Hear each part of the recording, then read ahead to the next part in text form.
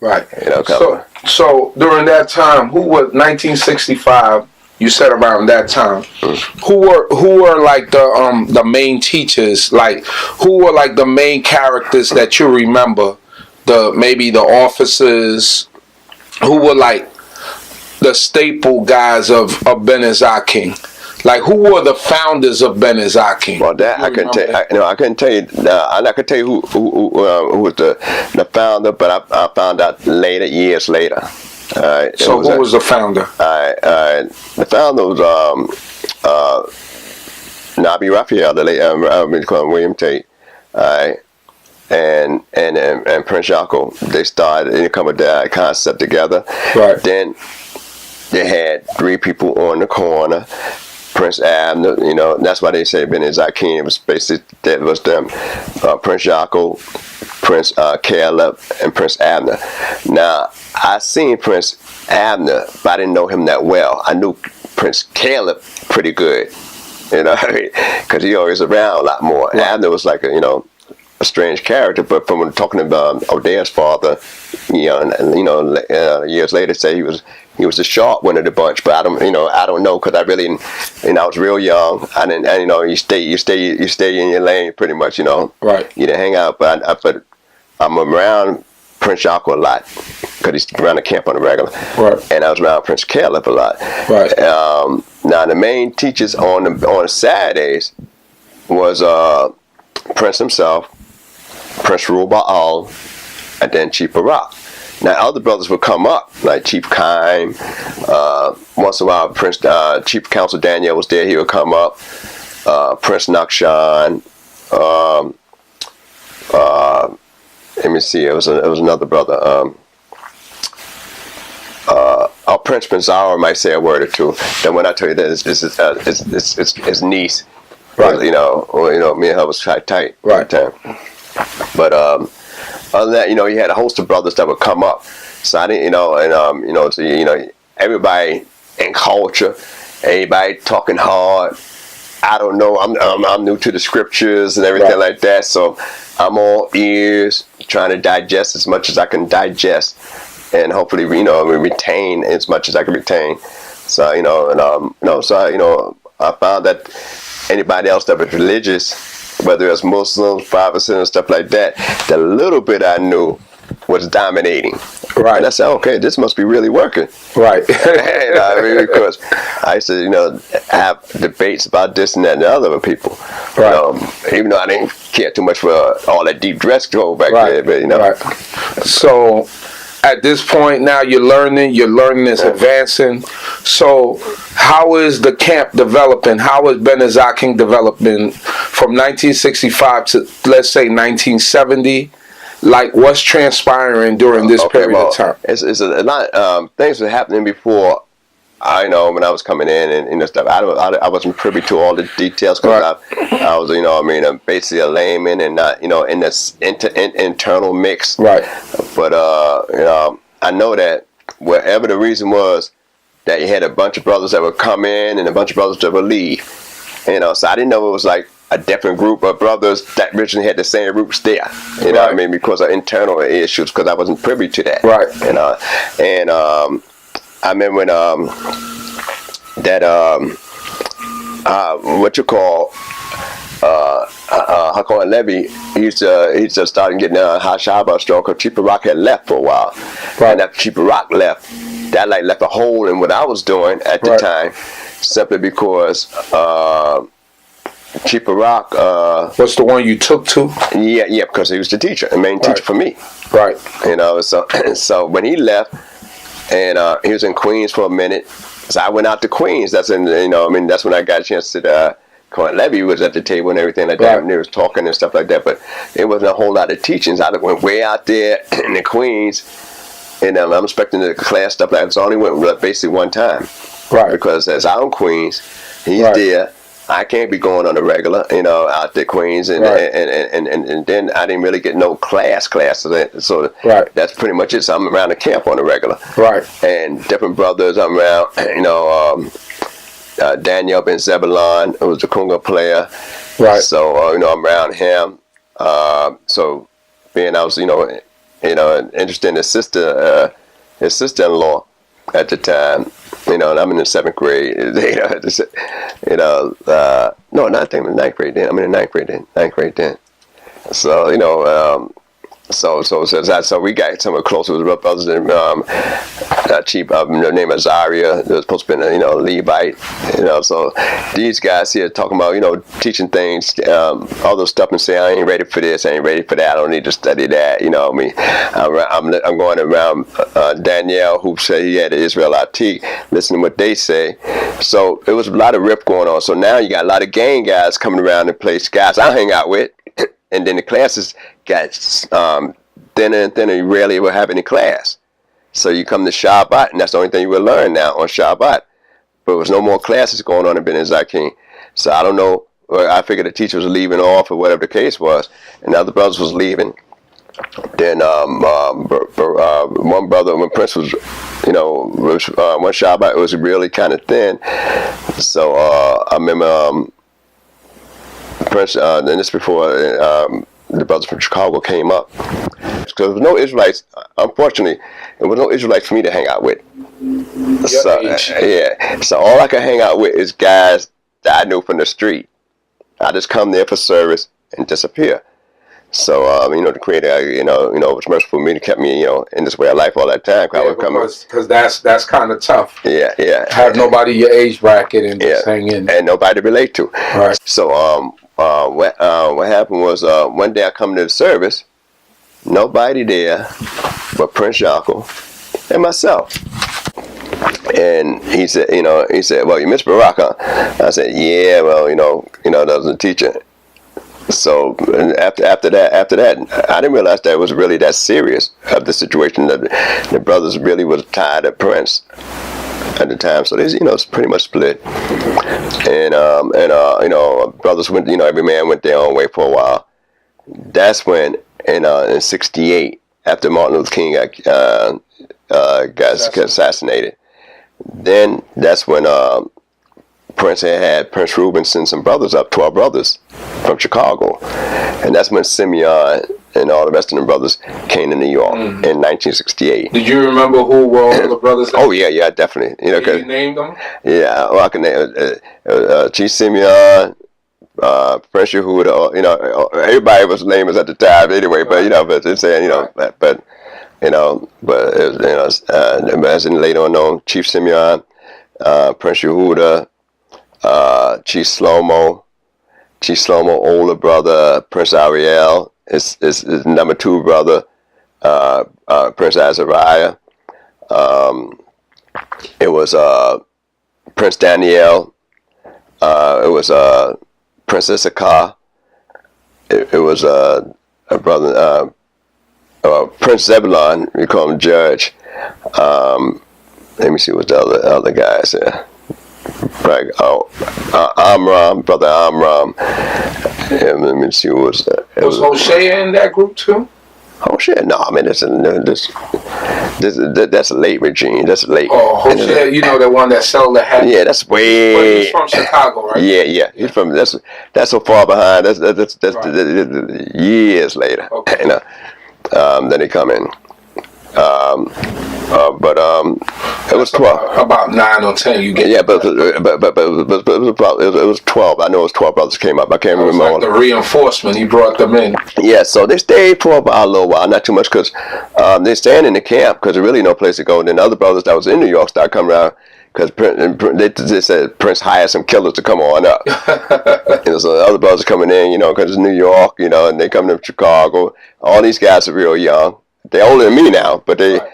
You know, they're young, you know, they got me about, you know, they say the closest one, 3 years old, 3 years or more, you know, in age. But it's still, somebody you can still, more relatable. Well, they're out the neighborhood. I mean, this is my neighborhood. I'm in, you know, and the runnings up here. So, me and Shlomo got real tight. You know, first. Shlomo. Yeah, me and Chief Shlomo got real tight. Quicker than Simeon. Simeon was much later.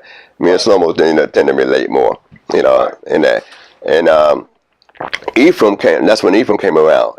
Ephraim came in, you know, through Simeon. Captain Ephraim. Yeah, Captain Ephraim. From the time and day after they came up, and he come up. He was a 5% at the time. He lived in the same neighborhood, a couple of doors from my cousin. Right. And he come around there, and I guess the brothers started talking to him, and that's when he started coming around.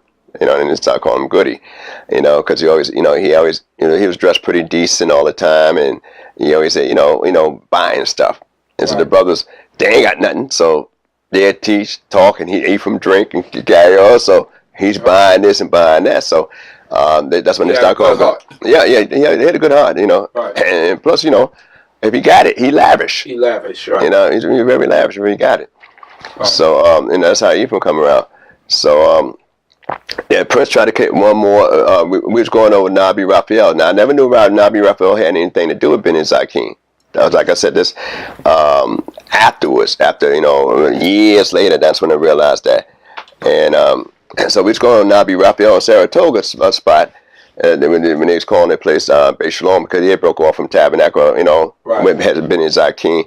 Now Nabi Raphael, when you talk about the founders, Nabi was supposed to be, he was the first president, official. And Prince Yaakov, Prince Caleb, and Prince Abner supposed to get the people off the street, bring them in, and Nabi supposed to hold them down. Right. And that was the program. It didn't work out like that because they is in culture, Prince in culture, and Nabi basically suit and tie, clean shave.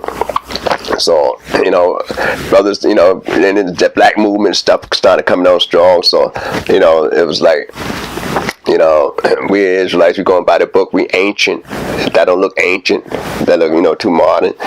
So it was like that thing. So then Nabi wound up getting his own spot and going there. So when Prince, after the brothers came up from Chicago, it was rough for all the brothers because Prince couldn't take care of all these brothers. He had no money, and it was losing part of the restaurant and stuff like that. Matter of fact, the building was owned by another brother named Yohan Gadol, he would say Big John, and so he had brought the building, took it over later on. So Prince, most of the brothers went back to Chicago after a while because there was really no accommodations for them, no jobs, no nothing. So basically, the only one stayed was 4. Prince Yehudah, I forgot this guy, but it was another Prince Yehudah. Bashiman, we call him Bashiman Yehudah. That's the one now he was more like my mentor, in the business world. The guy stepped around with the most. Brothers are merchant to his heart. So everybody went back except for Simeon, Shlomo, and Jew, and Prince Yehudah, called Bashiman Yehudah, and now several guys were made Prince when they came up by Reuben, but Prince, I didn't make them Prince, so that's how that worked. So Yehudah was up there, and he was around before a lot of them guys was there too, and he was an older brother at the time. I guess he was in the upper 20s, so he's a lot older than them guys when he came up. This is the same Chief Yehudah that... No. This guy, you never met him. I never met him, okay. Yeah, and he's from Chicago. Okay. And he used to run the shop and everything. He used to sell merchandise, colognes and stuff like that, stockings and trinkets. Then he got a little bigger. Right. So he was basically self-supporting, himself. And that's how I wound up selling stuff in school. When I was going to high school, I was selling, ladies' stockings, perfumes, this and that and the other. Yeah, while I'm in school, trying to make a little money, and doing business. So what happened was that since everybody went back and they was going to Beit Shalom on Shabbat, that's when they got to know about Nabi, got to know Nabi and everything. And then that's when I had, my first son was born. And when I was going there, because I had asked him some, particular questions about, things, you could do with a woman while she's on when she's pregnant, what do you do? Whether you still, have a relationship or stay away or whatever the case is. So, and I felt, I said, well, I got to ask these guys. Right. And so they see us kind of in the novices, all that kind of stuff. Right. I wasn't sure. So and in '69, it's still in the '68, going into '69. So I'm 17 now, at that age. Right. And so we talked, and they gave me the information I needed. and we was going there for a while. But then what happened is the people start talking hard against Robbie Raphael dressing in suit and ties and the Christian stuff because his mother was going there, and they come from believing the New Testament and the Old Testament camp. They came from Tabernacle. And then they started singing them songs, and guys said they're still singing them Christian songs, with a different flavor. So brothers, Ben Zaken, one thing in Ben Zaken which would make it a little more difficult for most people that's constant from that area is to say stuff like Amen, Hallelujah. And even though we know these Hebrew words, right, it was because of the time that most of us that came in, right, that you try to avoid being confused with Christian ideology, even though we say it's Hebrew, right, and we knew that from back then. Right. That's why you never hear brothers from Bivens that's old school say a lot of Hallelujah or say a lot of Amen. They would say, right, teach, snatch your covers off it, right, speak on, brother. That be a hot emet. Well, they didn't even say too much of that, did you? Right. You know what I mean? But that's basically what they would say. Right. Because he wanted that, march of war type thing. You know what I mean? He didn't want to sound soft. Right. And being studying the martial arts and say that's like I could gravitate to something like that. Right. And I don't want to be looked at as soft as it is. Right. So one brother, a well-known brother, spoke one day about Christian hard and making it sound like Nabi was a Christian. So Nabi got up there and he had a little scully on, and his oversized head, So he said, and he was, pretty always stocky, but back in them days he more so firm. And he said, look, the next person call me a Christian, I'm gonna bust him in the mouth. And because the Christian was idol worshiper, I'm not an idol worshiper. And that was directed to some of the brothers from Chicago, that was still left, and that was teaching hard. And so, and then he was talking about how they dress, and they come there to eat because they always serve lunch. Right. So, if anything, as you, I'll definitely make a shower because I know you're gonna eat anyway. He's gonna feed you. Yeah. And the ape guys are, feeding, So after a while, it got a little hard. It got a little difficult.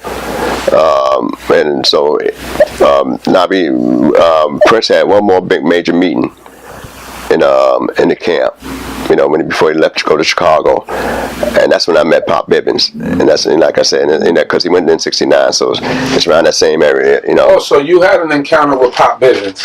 He did my first. I've met him twice or three times, something like that. So how was that like, you and Pop Bivens meeting him? Well, you went there with the Prince, did Nasi Yaakov take you there? Well, the first time that went over there, the Barack came over to get some help because they had snatched the mic from him, and then some 5%ers, whatever the case is, and he was talking in the corners. So Princeton didn't want me to go because I was young. I said, but I could fight. Some 5%ers took his props that he had in the and I could teach in Harlem. It was in Harlem. So So Nasi Barack came and got some help in Brooklyn. Yeah, and so Princeton wanted me to go. I said, but Prince, why I can't go? Why I can go? I can fight it.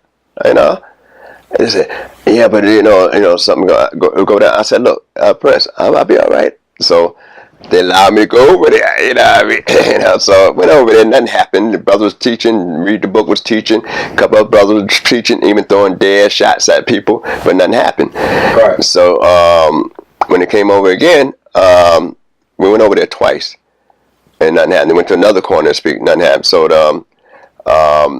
then when they had the one big meeting before Prince left, tried to get Bivens Zaken brothers together, Read the Book already had Israelites going strong. And some guys did when they broke away. That's what the first riff was.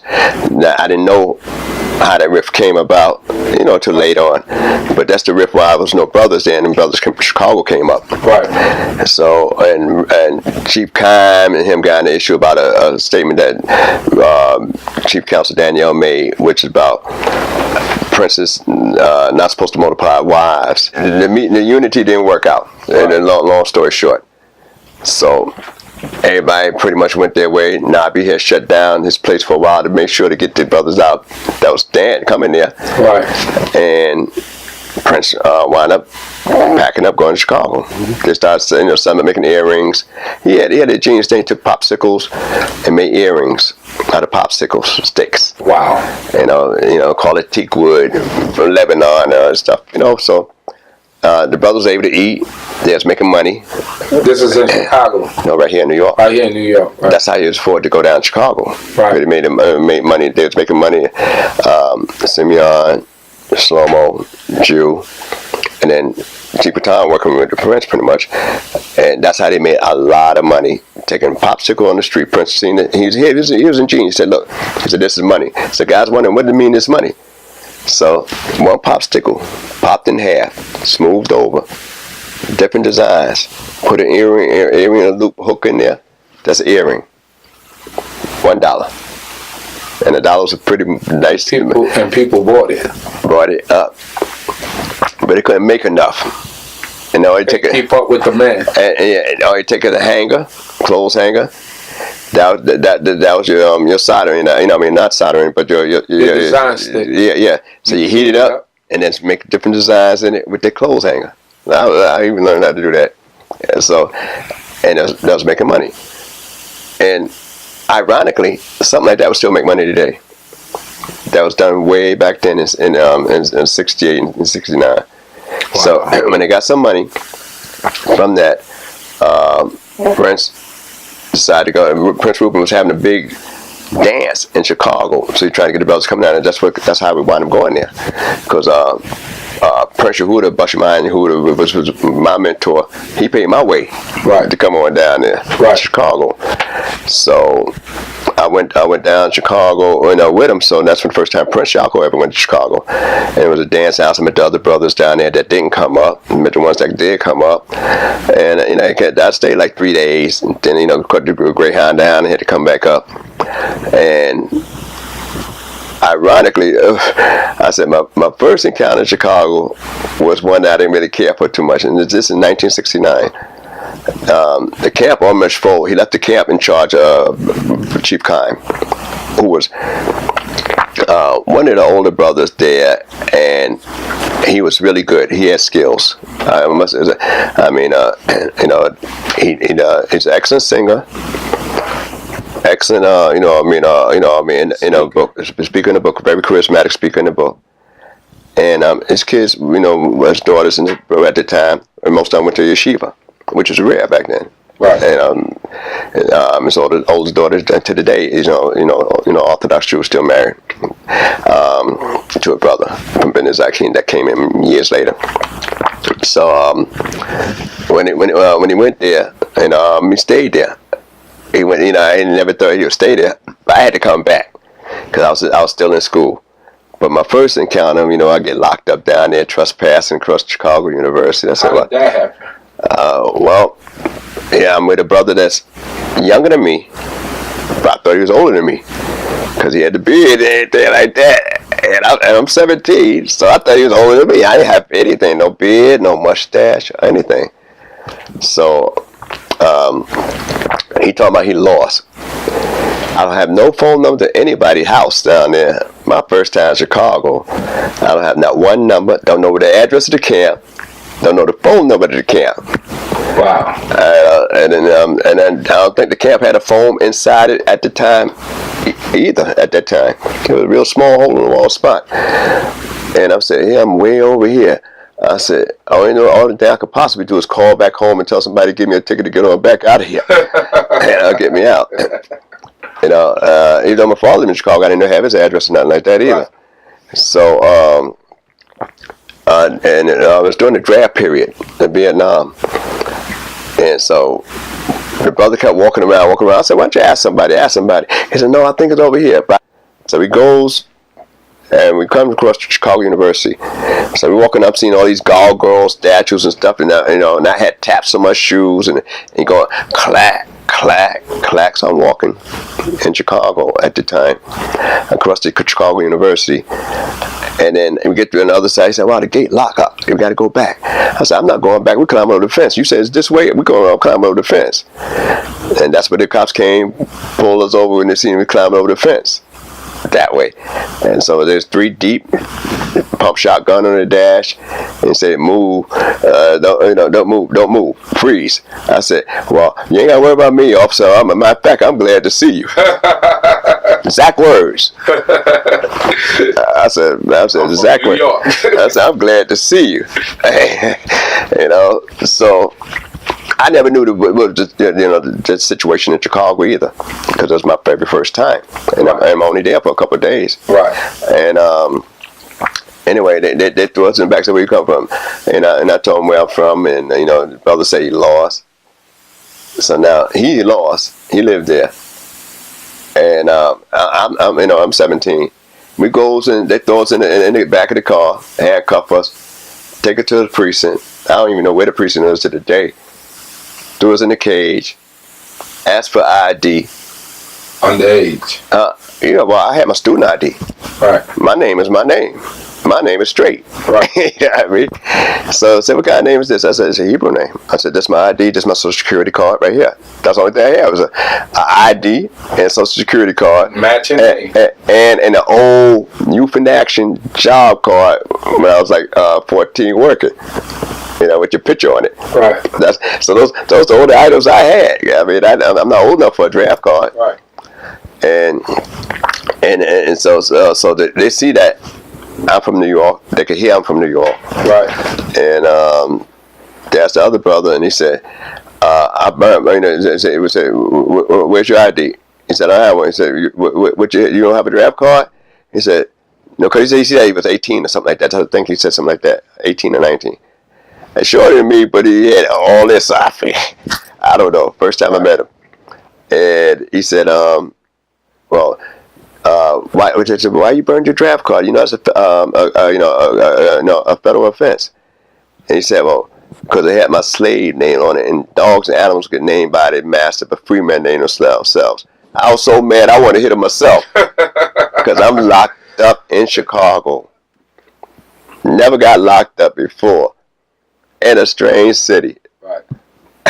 And he gonna talk about he burned something. Now I said I might have been somewhat learning the Israelite stuff, right, but I never was a W in school. And I said, first of all, and I was telling the brothers when I got back, dogs and animals, ain't a dog an animal? Right. So it was redundant. But they let him go because of me. And I asked the cops, "Could you please drop us off at such spot?" They said, "No, you're lucky you get out." I'm tired of walking. Then finally he gets to the house and we spend the night. And mother told me, I got on the train, and I knew what train to catch all the way back when they told me what train to catch, because it was right down the block from the camp on Stony Island. That was my experience there. Found the guys only 15. Wow, what a full bed. Yeah, 15. But that was my experience. So Prince stayed down there. I came in New York. The camp was under Chief Khan for 3 years, 69, 70, 71, and 72. That's when Prince came back up. So Chief Khan. So while Chief Khan was in charge, did he develop it? Did people start coming out? Well, did he start? He held it together. He held it together. They held it together.